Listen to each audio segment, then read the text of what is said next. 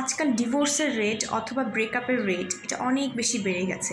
এটার কারণ কি জানেন? আমরা যখন কারোর সাথে কোনো বন্ধনে আবদ্ধ হই তখন আমরা চিন্তা করি যে ওই মানুষটা বা আমাদের পার্টনার আমাদের মন বুঝে চলবে, আমার হাসি বুঝবে, আমার কান্না বুঝবে, আমার মুড সুইং বুঝবে, আমার অফিস বুঝবে, আমার ফ্যামিলি বুঝবে। এবং যখন আমরা দেখি যে না, আমার পার্টনার আসলে আমার কিছুই বুঝতে চাচ্ছে না, তখন আমরা চিন্তা করি যে আমার মনে হয় কোনো ভুল মানুষের সাথে আমি বিয়ে করে ফেলেছি অথবা ভুল মানুষের সাথে সম্পর্কে জড়িয়ে গেছি, এবং হচ্ছে যে আমরা তাকে হয়তো অন্য কারোর সাথে কম্পেয়ার করতে শুরু করি, যেটা আসলে ঠিক না। কারণ আমরা প্রত্যেকটা মানুষই আলাদা। আপনি যেমন সম্পর্কের এক প্রান্তে দাঁড়িয়ে আপনার পার্টনারের কথা চিন্তা করছেন এবং কোশ্চেন করছেন যে ও আমার জন্য পারফেক্ট কিনা, ঠিক অপর প্রান্তে দাঁড়িয়ে আপনার পার্টনার কিন্তু আপনার ব্যাপারেও সেম কোশ্চেনটা তুলতে পারে।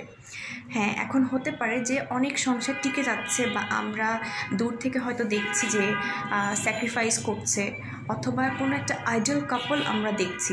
সেক্ষেত্রে আমি বলবো না যে তাদের মধ্যে ঝগড়া হয় না, তাদের মধ্যে ডিসঅ্যাগ্রিমেন্ট হয় না। সেখানে ব্যাপারটা কি হয় যে হয় দুজনই খুব ম্যাচিউরিটির সাথে কিছু স্যাক্রিফাইস করে থাকে, অথবা দুজনই মেনে নেয় যে আমাদের ভ্যালুসগুলো আলাদা থাকবে, আমাদের প্রিফারেন্সগুলো আলাদা থাকবে, আমাদের পছন্দগুলো আলাদা থাকবে। সো এখানে এটা না যে আমার কোনো জিনিস পছন্দ হচ্ছে, সো আমার পার্টনারকেও সেটা ভালো লাগতেই হবে। সো এখানে জিনিসটা এরকম যে পার্টনার হিসাবে আমরা যেন একে অপরের মানে ভুলগুলোকে মেনে নিই, ভ্যালুসগুলোকে মেনে নিই, কিন্তু অবশ্যই এখানে একটা জিনিস আমাদের মাথায় রাখতে হবে যে সেটা অবশ্যই যেন রিয়েলিস্টিক কিছু হয়। এখন আপনার পার্টনার যদি খুবই অবাস্তব কিছু আপনার কাছ থেকে কল্পনা করে, সেক্ষেত্রে আসলে এটা পূরণ করা আমাদের পক্ষে সম্ভব হয় না। সো আমি আমার পার্টনারের কাছে বাস্তব কিছু আশা করছি কিনা সেই দিকে নজর রেখে আমরা যেন আমাদের সংসারটাকে বা আমাদের সম্পর্কটাকে আগিয়ে নিয়ে যাই।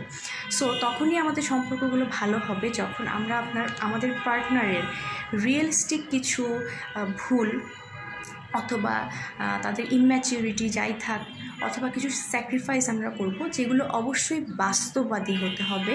এরকম কিছু স্যাক্রিফাইস করে যখন আমরা সামনে এগিয়ে যাব তখনই আসলে বেসিক্যালি সম্পর্কটা টিকবে।